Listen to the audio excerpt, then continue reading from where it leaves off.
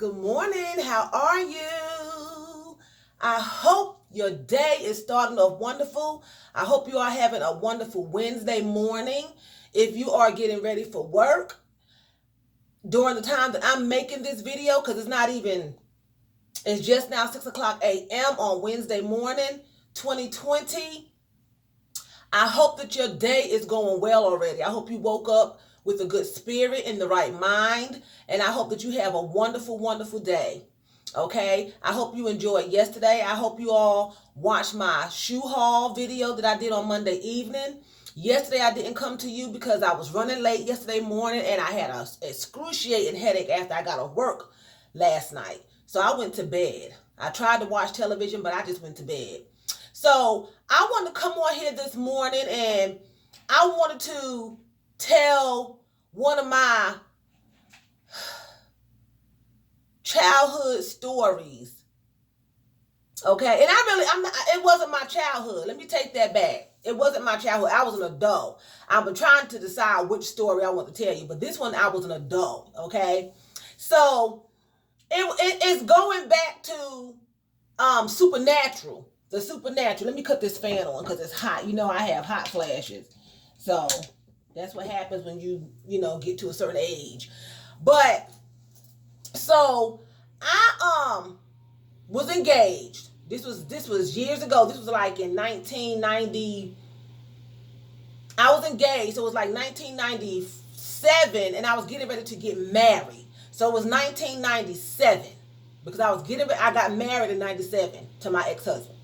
So we had some wedding bands made, custom made. Okay, they were beautiful. Nobody else had any rings like these rings. This Asian man made them in another part of North Carolina, in a adjacent town from where I was living at the time. Okay, so a girlfriend of mine that I was working with, she doesn't work with me anymore, but we were working together, we were co-workers, and she suggested that I go to this jeweler in her town. Okay, now I'm not calling the town, but I grew up in New York, so I wasn't accustomed to racism because it was so many races and diversity, so much diversity in New York that I wasn't accustomed to it. So when I came to the South, and I went to the high school at 17 and I saw, whites and blacks, I was taken back because the schools that I went to in New York was all black or Jamaicans, Africans, Trinidadians, Spanish, Puerto Ricans. I wasn't around, and Jewish people. I wasn't around, it wasn't that many whites. I put it like that, It wasn't that many. So when I came down as a teenager, I was shocked, Then when I started hearing the history of it, because prejudiceness was never brought to my attention in the North, because it just didn't. I'm sure it existed, but it wasn't in my circle, so I didn't know that. So when I came here, skipping forward through my adult years, I ran into it. Okay, so this particular girl, she told me, she was a white woman, no big deal. It's not, I'm just saying, me and her were really good friends, So she told me about this jeweler. He was an Asian guy. He was Asian descent that was in her neck of the woods for me to come. She knew him. He made jewelry for her. I love jewelry, costume jewelry, real expensive jewelry, mediocre jewelry, whatever. So come to her town here and make these rings. So me and my fiance went with her, had the rings molded, made, told them what we wanted. So when it was time to pick them up, I couldn't wait. I had to have these rings, okay? So I jumps in my car. I called my fiance. I'm like, I'm getting ready to go down, so and so and so. I'm getting ready to meet my girlfriend. She's going to be at the store, and I'm going to pick up these rings. He suggested to me, Tracy, don't go down there. Just wait till I get off work. Wait till the weekend when I'm not working, and I'll go with you to get it. You don't want to go down there. And I was like, no, I'm going down there. I know exactly where the store is. I'm going. I'll be fine. It's daylight. I'm going. It was summertime. It was August, because we got married in August, so it might have been July. So I jump in the car and I'm heading on down there. I'm driving, have my air conditioner on, my music on, my little phone, my cell phone. I don't know what happened. I don't know where I took a wrong turn, but it was like I was in the Hill Has Eyes movie. It was like I was in, oh my God, it was horrific. I don't know where I turned off at, but next thing I know, every house disappeared. Every store disappeared. All I seen was cornfields on each side of the street. That was it. That's all I seen. No houses, no sign of life, no cows, no cat, no dog, no human beings. Rows of corn on each side. On each side. I was like, oh my God. I was like, where in the world? It's like I just disappeared into the twilight zone. It was awful. I was so scared. I was sweating. I was scared. I had the air conditioner on, but I was freaking out. I don't even know. I looked in my rearview mirror. Nothing was behind me. It's like I just disappeared and rolled into another time zone. It was horrible. I'm telling you, it was like that movie they're watching, or The Hill Have Eyes, when you know somebody gonna jump out crazy with a knife and try to eat you. I was terrified.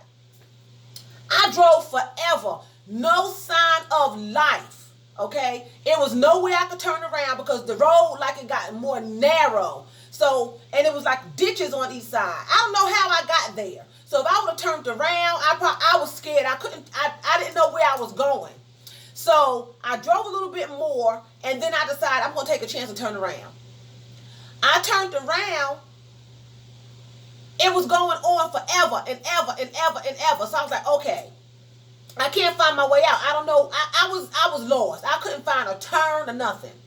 So I decided, well, I'm going to turn back around. So I turned back around. I said, I have to run to a town. I'm going forever. Okay.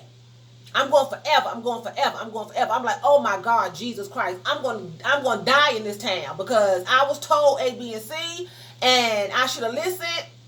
I tried to get on my cell phone. No service at all. No towers around. Phone is gone. Then I look at the battery life. Dead. No sign of life on my phone. And I didn't have my charger. Okay, so I'm like, okay, how did that happen? Then I look at my gas tank, like a millimeter from empty. I'm like, what the heck? What the heck? You know, I'm like, oh my God, why didn't I have any gas in my car? What was I thinking? And I know I had enough gas. And I also knew the ride wasn't that long. And I've been there before. I don't know what happened. It's like somebody took my car and just sat me in a maze for me to die. That's what happened. I'm telling you. It's like somebody sat me in a maze for me to just die. I was like, oh my God. So I'm driving. So I'm like, Jesus, please. I'm crying now. I can't call nobody. Nobody knows where I'm at. I can't call my girlfriend. I'm like, oh my God. So I start praying. You know, I had no other help. I'm like, Jesus, please. I'm crying in this hot car. I had to cut the air off, roll the windows down. I was like, Jesus Christ, please, Lord. Please, Lord. You got to help me. I'm getting ready to run out of gas.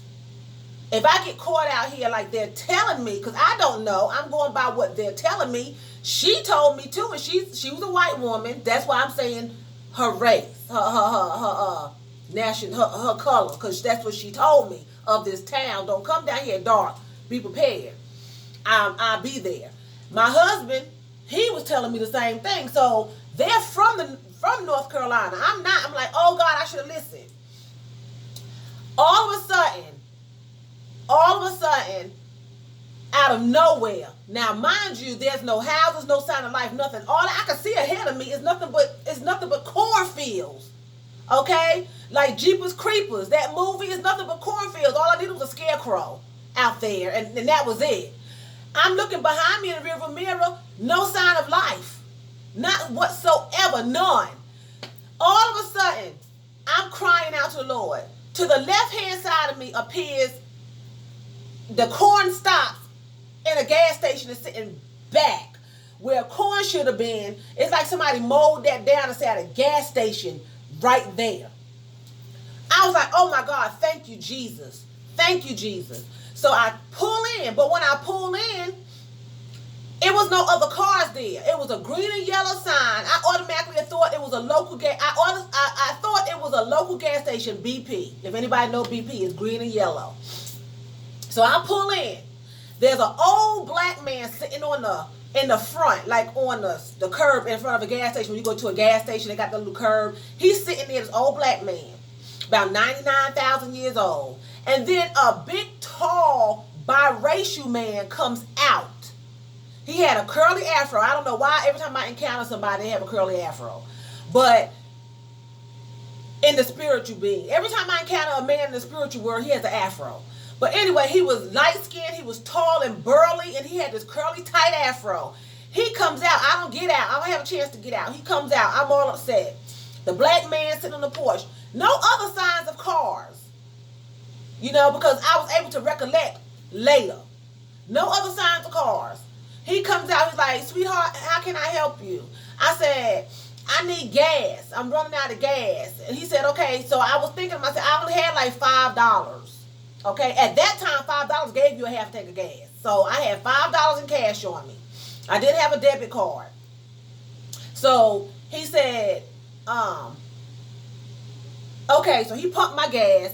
I gave him the $5. I said, well, I'm trying to get to A, B, and C. Okay, now mind you, before I pulled in, there was nothing in front of me. No stoplights, no nothing. Okay, nothing behind me, just cornfields until that gas station. Cornfields, gas station. And the gas station was sitting back, like the cornfield just slid back and a gas station was there. He said, well, when you pull out here, go the way you were going. He said, the town is right there. He said, it's not even 5 minutes. That's impossible because I was driving that way. There was you could see a town. I'm telling you, as soon as I pulled out the gas station, there was lights, there was traffic, there was stores, and there was people. Okay? It's like the Lord picked my car up, put that gas station there, and put me right where I needed to be because I was in trouble. It's like he telepathically picked me up because that was not there. That city, that town was not there. I was driving, it was not there. It was nothing in front of me. I mean, literally, when I pulled out of the gas station and turned back to go the way that I was originally going, I could have walked there.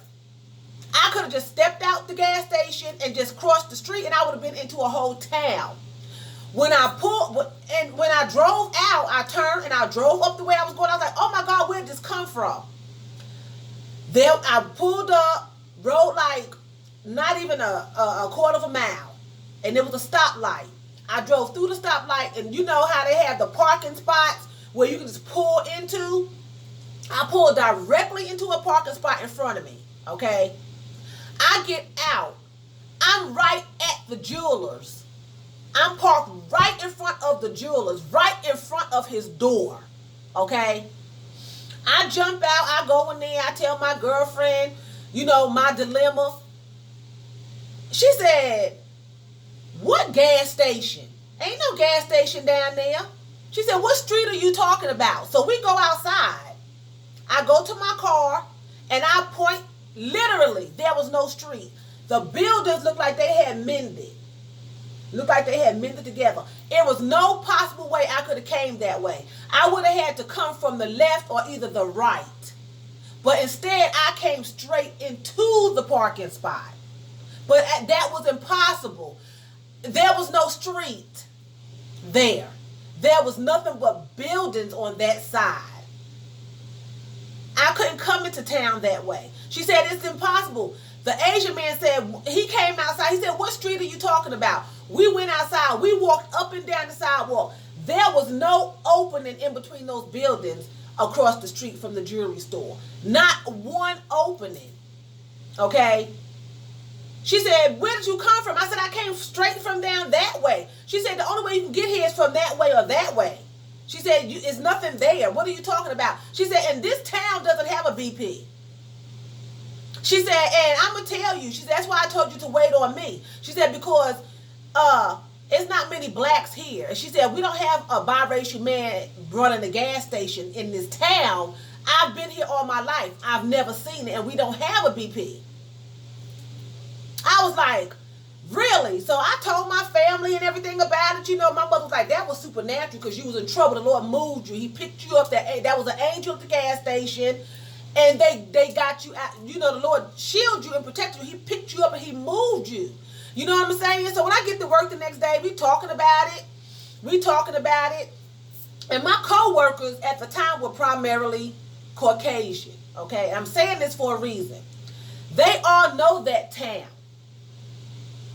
They all said, well, you shouldn't have went because that was crazy, because at the time they knew what was going on. But every last one of them told me there was no BP. Every last one of them told me, you did not pull into a gas station down no side street off no highway in this town. You were not at a BP. There was no BP. Everybody that I talked to that know that town and that lived in that town at one time or another. So when you are in trouble, you need to call on Jesus Christ. I don't care if you do feel like you have help. People will help you, but you need to call. I was in trouble. That story right there, when I think about that story, that lets me know that he will never leave you nor forsake you. He is with you. He will get you out of your troubles. All you have to do is ask him, call on him for help. I had nobody. Then on top of that, on my way home, she led me out of the town because she didn't want me to get lost. I was shooken up. How about she led me out of town, put me on the right road? How about my fiance called, my phone rung. I didn't have no power on my phone. All of a sudden, I had power on my phone. My phone was charged. And I was able to talk to him 45 minutes back into our town. That wasn't nothing but the miracle. That was a miracle. Okay? So what I'm saying to you all, he will never leave you nor forsake you. Okay? He is with you to the ends of the earth. He is with you. If you don't have a connection with God, you left. If you don't have a relationship with Jesus Christ, it's on you. It's on you. Because he delivered me. That was all supernatural. Believe it or not. It doesn't really matter who believes me or not. I know what happened to me. He supernaturally put a gas station there with his angels to make me feel comfortable. To make me feel comfortable because I was shaken up. So I feel like that black man, he was an angel, and that biracial man, the Lord did that to make me feel comfortable. And then he sat me in the place to send me to the town. He moved and let me through and closed it back. It wasn't there. They kept telling me. We walked up and down the sidewalk, and there was no opening. I should not have been able to come through that way. He supernaturally drove me through some darn buildings, or he opened them. And the gas station wasn't real. So then I looked it up. No BP. I called the operator because I thought they was lying to me. She said, ma'am, I have no listing for a BP in this town. And I was literally like a hop, skip, and a jump away from the jeweler when the Lord finished with me. But when we looked for the opening that I came through, it wasn't there. So I know that he was with me, and he's with me today. And he's with you too. So you go out here and you have a prosperous day today. Do your best. Have a wonderful day. Don't let nobody negative into your space. You're going to have to stop it at the door if you want a positive life and a positive outcome in your life. And remember that he's with you. When nobody else is there, he's with you. And when they're there, he's with you. Okay? I couldn't call anybody. My phone was gone. He gave me life back in my phone and gas. $5. That's all I had. And I got my rings. And I got married. And I got divorced. And I'm going to tell y'all a story about my wedding day, too. I'm going to come back with that one because that was another delivery taking place, but I didn't listen. And it happened on my wedding day. That's very interesting. And I have witnesses with that one, too. So you all have a blessed day. Have a wonderful Wednesday. I love you all. Thank you for following me. Don't forget to rate, share, and subscribe. I hope you love this story. It's not a hilarious story, but it's a story of miracles. That's why I believe the Red Sea when he parted the Red Sea, because he parted cornfields for me, and he parted buildings for me. And I don't think he parted the building. I think he just sat me there, and he made an opening. He just telepathically, miraculously put me there. But them cornfields, he slid them suckers back and put a BP. And it didn't say BP, but it was the same color as BP. So I figured it was BP. But they said there's no gas station nowhere but in the towns, nothing on the side roads. I called 411. And they was like, there's no gas station.